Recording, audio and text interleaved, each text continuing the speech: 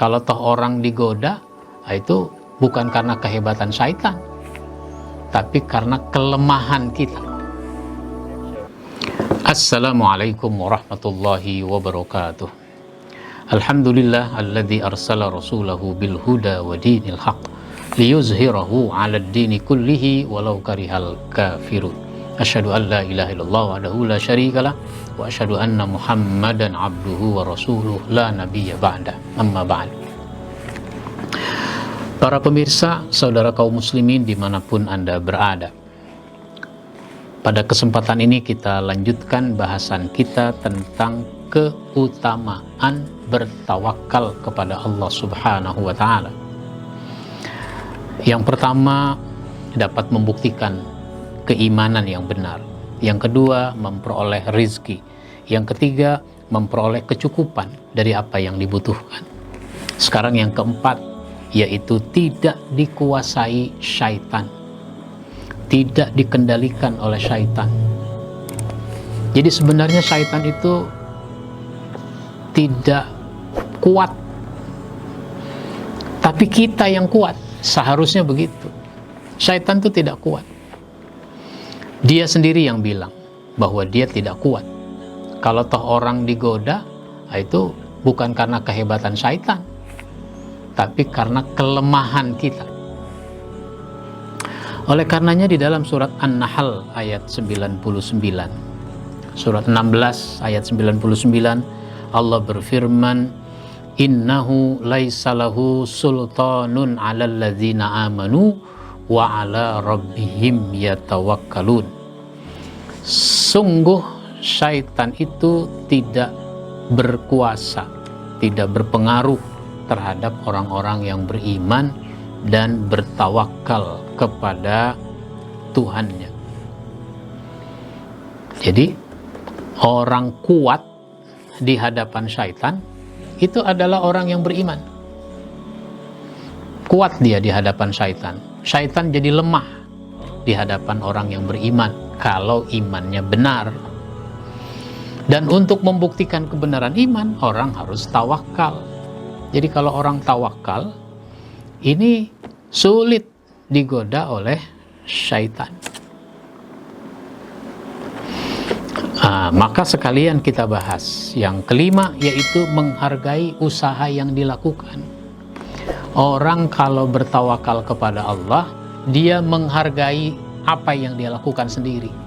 Orang tidak bertawakal, jangankan menghargai orang lain, usaha sendiri aja dia tidak hargai.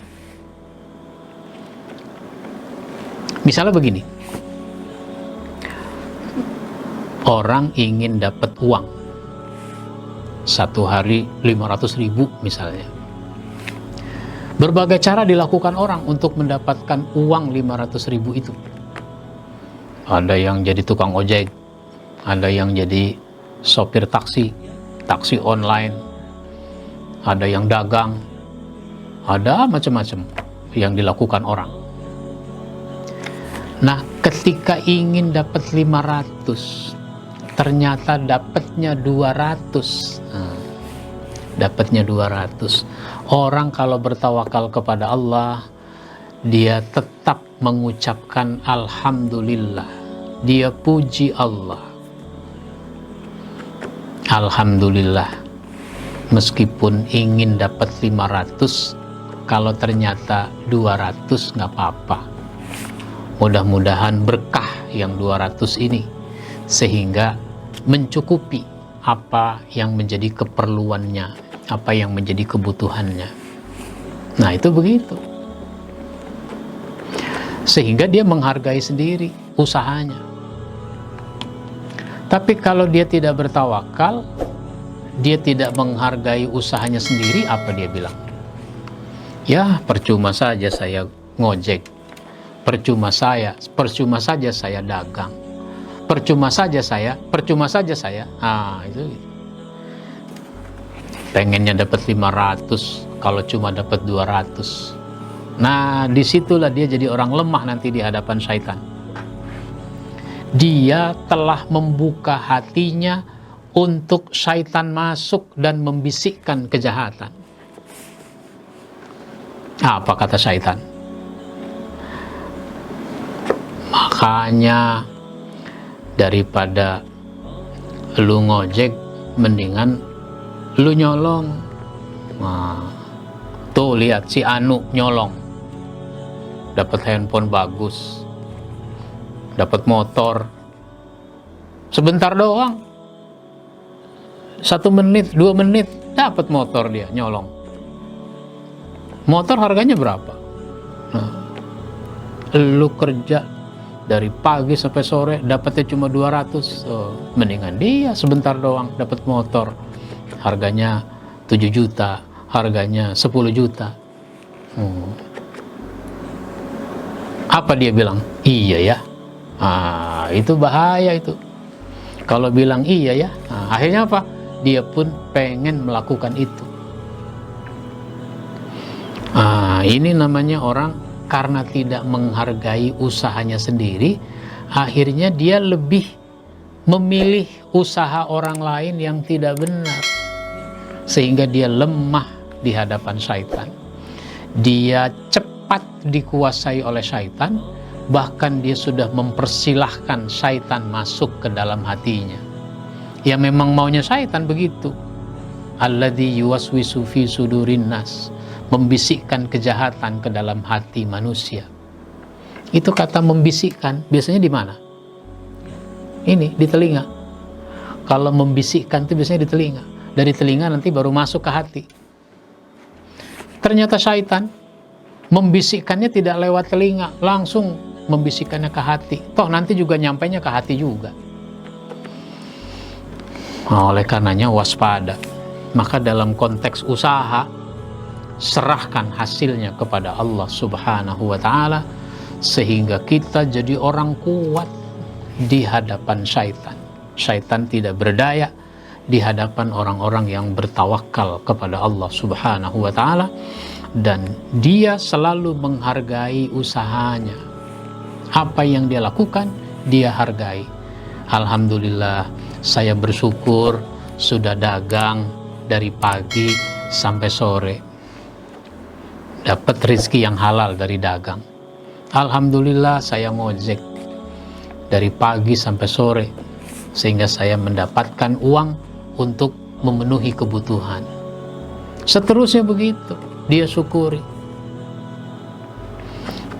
Masih untung saya bisa kerja, masih untung saya bisa dagang, masih untung saya bisa ngojek, dan seterusnya. Banyak orang yang nggak ngapa-ngapain, kata orang. Bahkan dia bingung sendiri mau melakukan apa. Alhamdulillah, saya masih bisa mencari rezeki. Nah, itu namanya dia menghargai usahanya sendiri. Ini sesuatu yang sangat penting. Itu sebabnya Rasulullah Sallallahu Alaihi Wasallam menghargai siapa saja yang melakukan kebaikan, menghargai siapa saja yang berusaha mencari rezeki meskipun dengan kerja keras. Ya, misalnya suatu ketika Rasulullah berjumpa dengan seorang sahabat namanya Sa'ad bin Mu'az. Nabi bersalaman. Waktu berjumpa dengan Sa'ad bin Mu'az, meskipun selain Assalamualaikum, beliau juga berjabatan tangan. Pada saat berjabatan tangan itu, Rasul rasakan tangannya begini kasar. Sangat kasar tangannya itu. Kapalan kalau bahasa kita. Kenapa tanganmu begini kasar? Karena saya kerja keras ya Rasul, untuk dapat rezeki yang halal. Rasul senang ada sahabatnya yang mencari rezeki yang halal meskipun harus bekerja keras sampai tangannya kapalan itu. Maka Nabi salaman sekali lagi. Bahkan bukan cuma salaman sekali lagi, tapi itu tangan ditarik kemudian dicium. Itu penghormatan, apresiasi Nabi kepada orang yang mau berusaha, bekerja keras, lalu hasilnya diserahkan kepada Allah Subhanahu wa ta'ala. Dia bertawakal kepada Allah Subhanahu wa ta'ala. Mudah-mudahan kita juga menjadi orang-orang yang selalu bertawakal kepadanya. Amin ya rabbal alamin. Insya Allah kita sambung pada kesempatan berikutnya. Wabillahi taufiq wal hidayah. Wassalamualaikum warahmatullahi wabarakatuh.